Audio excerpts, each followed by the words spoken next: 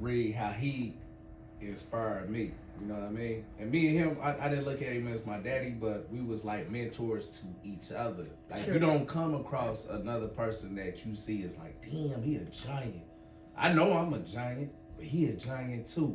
You know what I mean? And this is how another giant can inspire another giant. You know what I mean? Right. And Absolutely. we can grow together, you know, as brothers and accomplish a lot more. But this is how he inspired me. This book right here, this what I'm about to read is like 3 pages long. I dedicated this book to LB and stuff. It says this book is dedicated to Leon Benson and Royal Amos, who have spent over 23 years and over 15 years respectively in prison for crimes that the state of Indiana knows that they did not commit. I also dedicate this book to Alonzo Hayes, my stepfather, who passed away in 2020. On page 1, and this is 3 pages long, but I want to capture the whole essence of what like he had. This is why I'm here today. This is why I was there when I found out he was getting out. I was like, what? I had an interview with Crystal Lee. Yeah, I had a Crystal Lee interview with her. I was like, hold up. We gonna have to bag that up and reschedule that one. Like, I gotta go see Leon. You know what I mean? Like, it's a... First things first. Yeah, it's a real moment. You know what I mean? But this is what I wrote about, because I wanted to tell, if anything, I wanted to leave. If he never got out, I wanted to let them know y'all did an injustice to this brother, and everybody, I'm letting everybody in the whole world know this happened to him, and I said it out there. I told y'all about this. You know what I mean? Right. But a lot of people don't know this part, so I'm gonna share this part. Like, he wasn't just innocent in prison. He spent time on lockup for what, 9 years? Yeah, 9 For years. something he ain't even doing lockup in prison. And a person that ain't never been in prison, that's psychological torture. You know, I did 10 years for stuff. You know what I mean? Some I did do, some I didn't do. You know what I'm saying? Right. But this is what I wrote about Leon. This is how he touched me. It says, when I ran back into him on administrative segregation unit, I got a chance to read some of his paperwork. I wasn't the best legal mind, but after I read over a number of legal documents about his case, I was absolutely convinced that LB was 1,000% innocent of the crime he was in prison for. In fact, he wasn't just innocent of the crime he was in prison for. He was also innocent of the crime that he was placed on administrative segregation for as well. If there was ever a person whom is seen that life was rigged against, it was him. When he and I was in G cell house, some Aryans had retaliated against some guards who had assaulted one of their members. This occurred about 2 months after my case and the same cell house I had with Clark. They had beat up a number of guards behind that. Internal Affairs afterwards came to G cell house and attempted to get guys to give statements so they could build a case against those responsible. If you refuse to cooperate with them, they would simply send you to the SHU and place you on administrative segregation status for years. That's what happened to Leon, LB. He had nothing to do with those guards getting beaten, but because he refused to cooperate, they sent him to the SHU as retaliation against him and several others. All the guards knew that they were only white dudes involved. However, they placed a number of black dudes on the SHU on administrative segregation status behind that incident as well. Years later, when I ran across one of the dirty guards who had gotten assaulted as well, she told me that she knew LB wasn't involved. You think she did anything to help him? Absolutely not. It's crazy how some people's lives can be so unfair and illogical. If you didn't realize how the system actually worked, you would have thought shit like this could never happen. But I witnessed this stuff happen to this brother firsthand. In regards to his murder case, they used one eyewitness to build a case against him. He would be the first to admit that he was a drug dealer. But there's nowhere in any statute that says because you are a low-level drug dealer that this is cause for you to be incarcerated for a murder you didn't commit.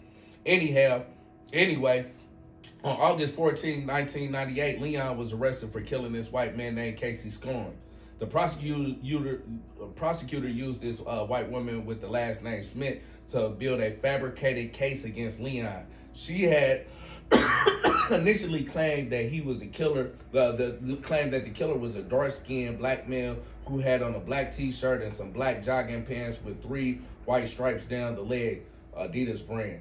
Leon is light-skinned. 6 days her statement, she picked Leon out of a photo array, despite initially claiming he was dark skinned. This is someone who was 49 yards away, wore thick glasses, and had less than 20/20 vision, and it was dark outside when it occurred. Yet this was the person that state relied upon to get the 60-year conviction. I think it was 61 conviction against him. There were two witnesses that testified that Leon was in an apartment building with them when this occurred. There was three witnesses that testified to him having on different clothing than what Smith said the shooter had on. There was another person who testified certain that a completely different person was responsible for the murder. The more I read, the more I was surprised that they had found him guilty, even at his second trial. The first one had gotten a hung jury, so they retried him less than 2 months later. Yeah. Until I met him, I would have never believed that a person whom the prosecutor knew himself wasn't the killer would be doing years in prison.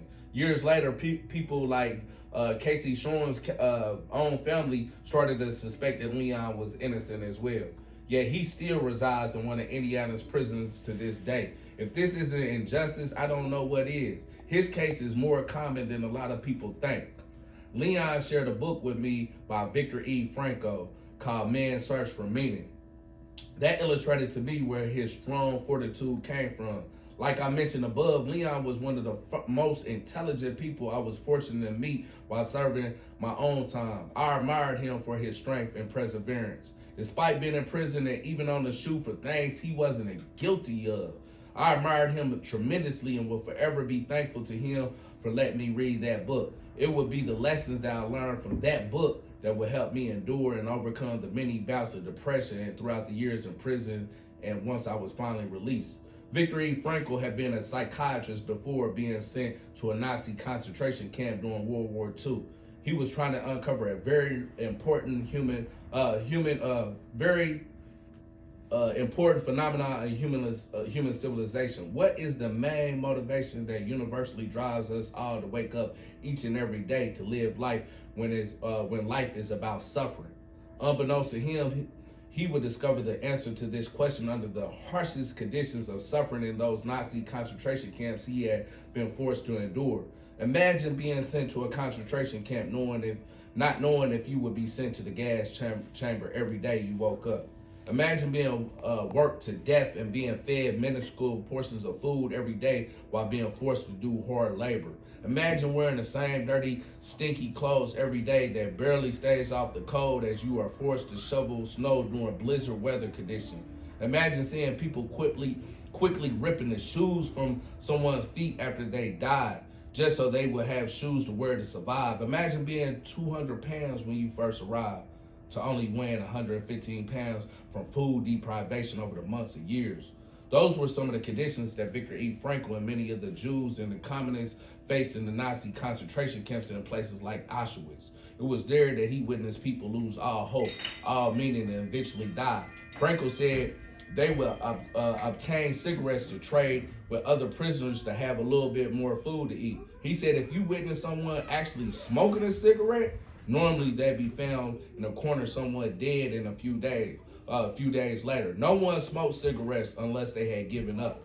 He said he would witness those people before they died and looked at their faces would be a hollow emptiness. But when he started to compare those people to those opposite extremes, he began to get a glimpse into the psychological answer he was trying to uncover. Despite being under the harshest conditions, the people who still had the capacity to wake up and still find humor in their day or a zest for life, their very disposition spoke to the ultimate thing we wake up for, knowingly or unknowingly, meaning. He realized if someone still possessed meaning, they would be all right. It was when they lost hope, meaning, and fell into what he termed an existential vacuum that they would soon afterwards perish from hopelessness and welcome death. Yeah. He said we can find what he termed the will to meaning in a number of ways. He said you can find it through love. Some people in those concentration camps woke up with the will to survive simply because they wanted to reunite with a wife or husband or kids that they so deeply loved. That gave them the necessary meaning to endure the suffering without giving up. Others, he said, were driven by their belief systems. If they believed in God, it would be their faith that maintained their desire to live and survive. He didn't mention those who were atheists and simply held on to their communist desires or revolutionary change as their will to meaning, but I can imagine that there were many communists who had the same will to live and survive for that reason alone as well. I think one of the ways that people find many that stood out to me are those whom he said find it inside. Those categories of people are people who are faced by a predicament in which they cannot change their fate, but looking inward and being forced to look towards a self-development as a meaningful path of purpose. One could get a self-fulfillment and a sense of triumph like no other. This latter meaning comes about by being forced to see the potential in oneself that wasn't readily apparent before. Viktor E. Frankl's will to meaning was writing the book, highlighting his motivation that drives us all. He said it isn't mainly power or pleasure that motivates us. There's many people who do drugs every day but lack meaning.